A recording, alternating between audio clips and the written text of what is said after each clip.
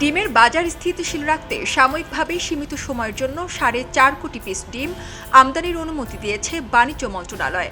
আজ 8 অক্টোবর বাণিজ্য মন্ত্রণালয় এক বিজ্ঞপ্তিতে এ তথ্য জানিয়েছে। বিজ্ঞপ্তিতে বলা হয়, প্রাণী সম্পদ অধিদপ্তরের তথ্য মতে দেশে প্রতিদিন প্রায় 5 কোটি পিস ডিমের চাহিদা রয়েছে। বর্তমানে ডিমের বাজার পরিস্থিতি বিবেচনায় ও বাজার দর স্থিতিশীল রাখার লক্ষ্যে সাময়িকভাবে সীমিত সময়ের জন্য এ আমদানির অনুমতি দেওয়া হয়েছে। এ আমদানির অনুমতির মেয়াদ এ বছরের ডিসেম্বরের 31 তারিখ পর্যন্ত। বাজারের অস্থিরতা নিয়ন্ত্রণে দেশের মোট 7টি প্রতিষ্ঠানকে 4 কোটি 50 লাখ পিস ডিম আমদানির অনুমতি দিয়েছে এই মন্ত্রণালয়।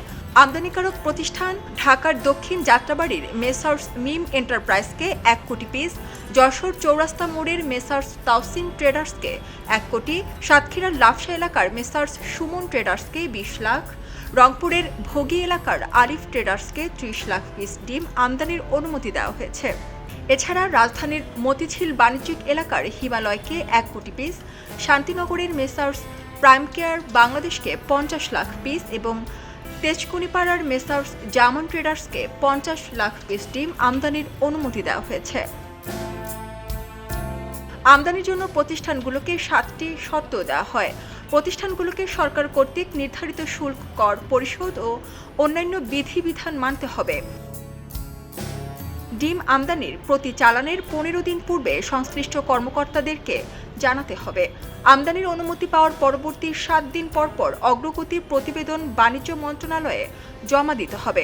এছাড়া আরও কিছু গুরুত্বপূর্ণ শর্ত মেনে প্রতিষ্ঠানগুলোকে ডিম আমদানি করতে হবে।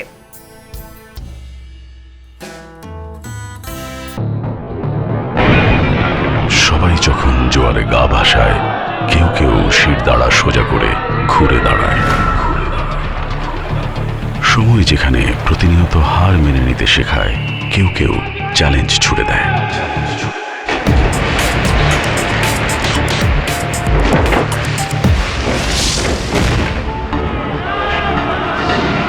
পক্ষপাতের ভিড়ে আজ থেকে কোনো পক্ষ নয়, খবর হবে নিরপেক্ষ।